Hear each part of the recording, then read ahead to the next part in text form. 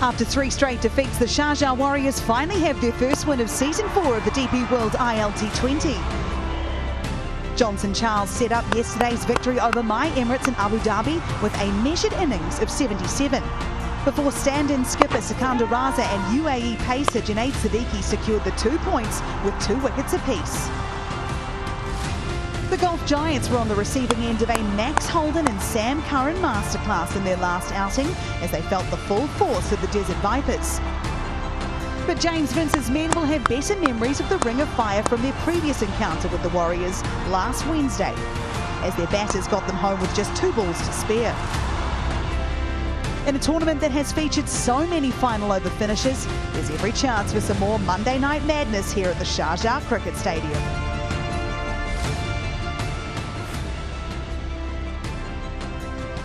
We are here in Sharjah. It is match 16 of the DP World ILT20. It's the Sharjah Warriorz taking on the Golf Giants. So the points table might look a little different to the last time you saw it. We've got our first qualifiers. They're of course the Desert Vipers, who now have 6 wins from 6 matches. An incredible start to Season 4 of the DP World ILT20. But tonight is all about the Golf Giants and the Sharjah Warriorz. The Sharjah Warriorz have officially arrived in this competition. Can they carry on momentum here at home at Sharjah Cricket Stadium? We're going to find out. Let's head out to the middle now with the 2 captains and Alan Wilkins for the toss. Overseeing the toss, our match referee Simon Taufel. Alongside him, James Vince, skipper of the Golf Giants, and the Sharjah Warriorz captain is Sikander Raza. Sikander, you've got the coin. Give it a good flick. Heads. So the Giants have won the toss. I think you just said you're going to bowl. What's the reason for that, James? A bit more of a decision to be made here in Sharjah. Obviously different conditions, but feels like it might be a tiny bit tacky. So yeah, just have first look at it and let them post the score.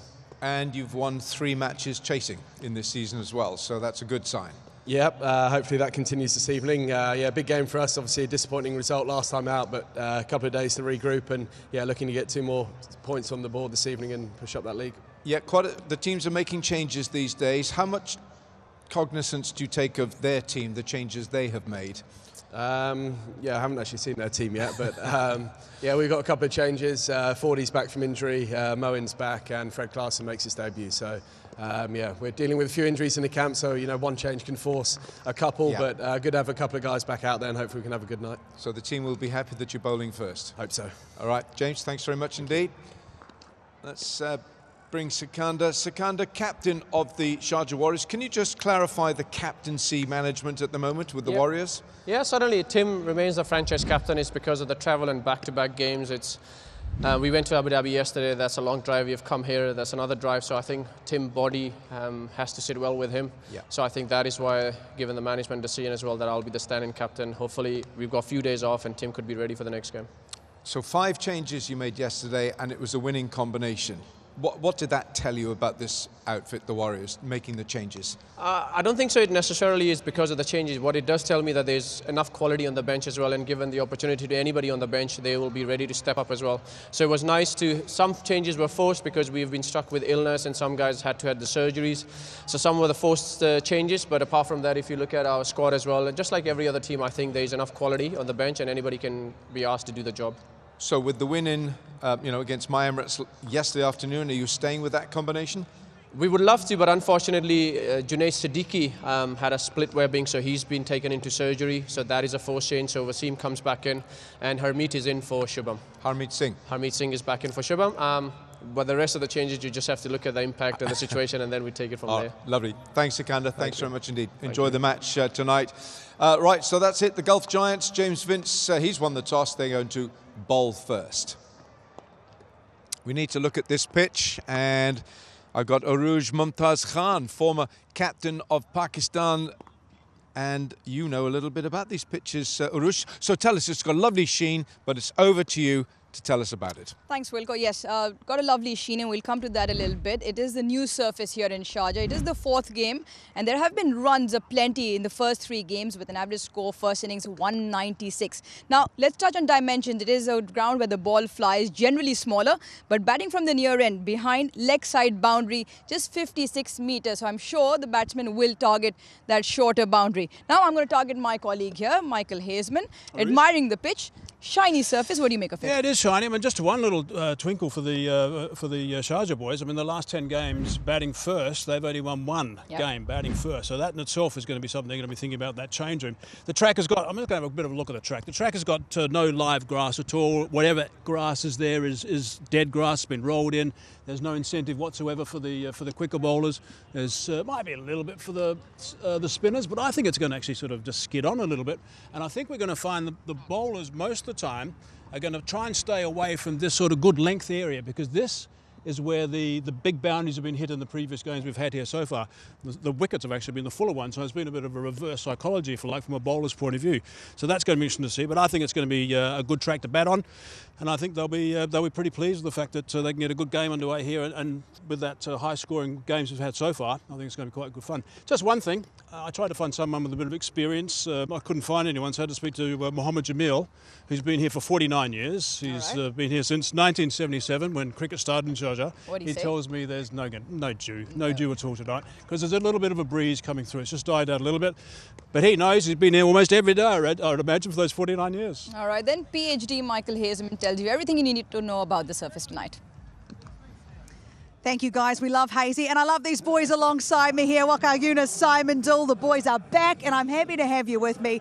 Dooley, I'll start with you. The Sharjah Warriors have finally arrived in this competition. They're here.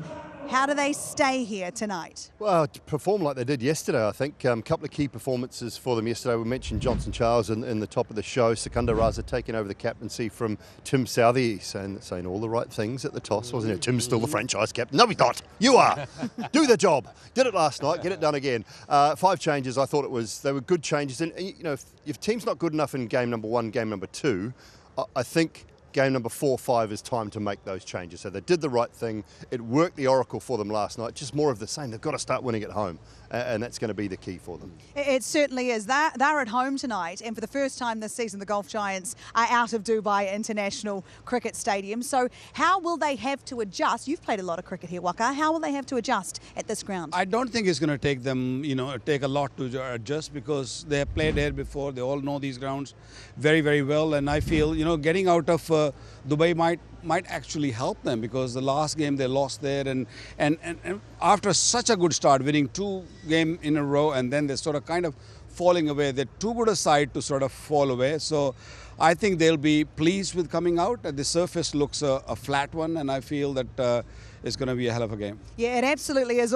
I think 8 of the games of this tournament so far, 8 of the 16 have gone down to the final over. So expect, I think, much of the same tonight. So the Sharjah Warriors made a few changes from even yesterday, but some due to injury. Dooley, would you please talk us through the side, getting ready to bat first? Yeah, well, I've made one couple of changes tonight, but enforced as well. So I'd like to see Harmeet Singh back, so he'll offer a little bit of both. Good with the bat, very good in the field, and a little bit of spin with the ball as well. Ethan D'Souza, he's a player I really like. Absolute gun in the field, a real jet, and a local player as well. One of the changes they made, James Rue last night, product of King's School in Somerset, along with Tom Banton and Joss Butler. So there's plenty of good cricketers that come out of that school. He's another very talented player. We'll talk about him more, but it's a strong side, better than it has been in the start of the tournament, and look forward to them performing as well as they did yesterday tonight. Absolutely, so you can tell Dooley's picking them. The Golf Giants, Waka, would you please talk us through this team? Yeah, they're an excellent side with Gurbaz up at the front and Nishanka. They're the 2 danger men, I feel. If you can get them out early, then you might have a thing or 2 easy for you. James Vince there, Kyle Myers in there, Liam Dawson, and of course Asif Khan, who played really well in the previous match, and Afzal Khan, Moeen Ali. I mean, they've got such a balanced side, with Chris Wood and Clayson coming in the side. So they have got what it takes to beat any side in this tournament. Yes, they certainly do. They just got to do it, and they need to start out here at Sharjah Cricket Stadium for the first time in this tournament. Ayan Khan, he might live up the road, but that's not where he's from. मैं born Mumbai में हूँ। जो मेरे dad side family वो गोवा है, तो मेरा home भी उधर ही है, तो मुझे हर चीज़ याद है। मेरे जो फैमिली सारे हैं, तो मुझे ऑफकोर्स हर चीज़ है याद है। मैं शारजा में स्टे करता हूँ, वो शारजा स्टेडियम से 10-15 मिनट्स दूर। बॉलिंग में इस टाइम पे मेरे जो मेन और अच्छे लगते हैं रविंद्र जडेजा, क्योंकि इंडिया के बहुत अच्छे ऑलराउंडर हैं और ना वो स्पेशली बहुत ही अच्छे स्पिन भी करते हैं ऑल फॉर्मेट में। जो उनकी एरिया है मुझे बहुत अच्छी लगती है, तो फिर मैं यही करता हूँ कि उनको हर मैच में देख के कि वो क्या करते हैं उस चीज़ को मैं लगाऊँ।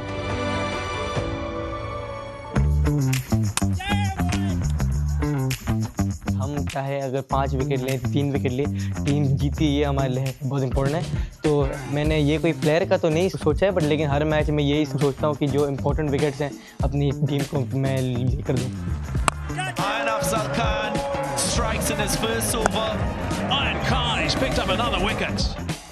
फ्यूचर के लिए ऑफकोर्स जो सबसे मेन गोल है मेरे और मेरे डैड और जो मॉम का है आईपीएल में आना। आईपीएल जो मेन गोल है, आईसीसी के बहुत सारे अवार्ड्स हैं, उसमें मुझे आना है। तो बस यही प्लान है कि आगे जाके अपनी टीम को बहुत नाम करूं, इंटरनेशनल टीम के लिए भी अच्छा करूं। जो मेन एम है मेरा यूएई के लिए उनको बहुत ही अच्छी जगह पे मुझे लेकर आना है। अभी तो पार्टी शुरू हुई है। The party is absolutely just getting started, but who is it going to continue for tonight here in the DP World ILT20? We're going to take a short break, and when we come back, we'll have a look at a few of the players that are getting ready to do battle out here shortly.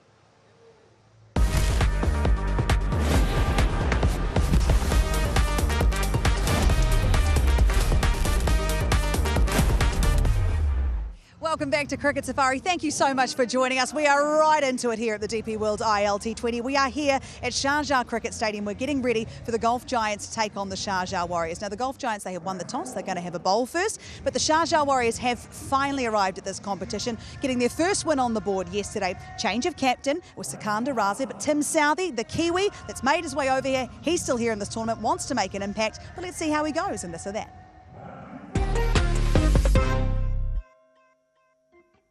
Tim Southee, welcome to This or That.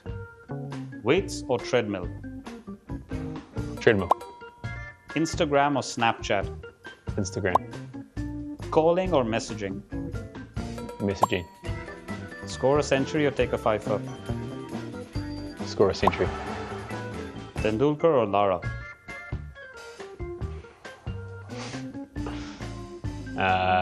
Lara. Spicy or mild? Spicy. Room service or going out? Going out.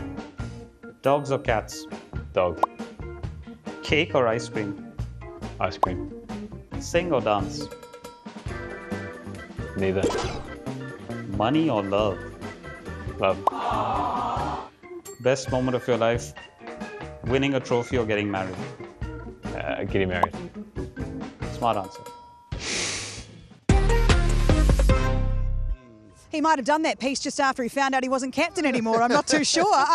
He didn't look to be loving that one so much. But Tim Southee, he's not captain again today. Sikandar Raza steps in. Simon Doull, you know, Tim's a professional. He's been around the traps and he'll be giving a lot in the environment. He's obviously stepped into the coaching world as well, so he'll be helping out the troops. But Sikandar Raza was brilliant yesterday, particularly with the ball. Really led the troops, led from the front. What did you like about the way he operates and has operated so far in this tournament? He's an effervescent cricketer, isn't he, Sikandar Raza? He's one of those guys that will lead on the field, even when he's not captaining. We saw a game earlier in the tournament here, we just fielded unbelievably brilliantly. He's got all sorts of skills, and the way he hides the ball, a bit like Sunil Narayan, behind his back, he can bowl that carom ball. He's got the one that turns back into the right-handers as well. He can bowl one at about 117, 118 kilometres an hour when he lets one go.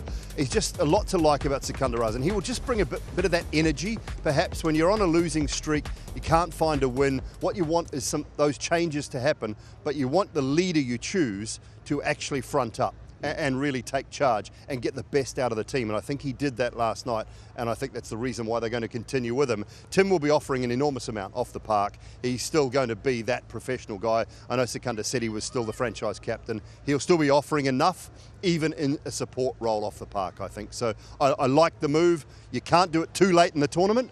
and they've done it, I think, at the right time, and it's produced a result straight away. Yeah, it absolutely has. And I tell you what else helped produce the result was Johnson Charles. Yeah. You look to your experience at times where, you know, your team might be in a little bit of turmoil, and it was 3 losses out of 3 was not good. But Johnson Charles for this franchise has been superb. Brilliant yesterday in Abu Dhabi with 77, and a really well-timed 77. Like, he played his role perfectly well, didn't you think? Yeah, I think he's probably one of the most important figure in that side.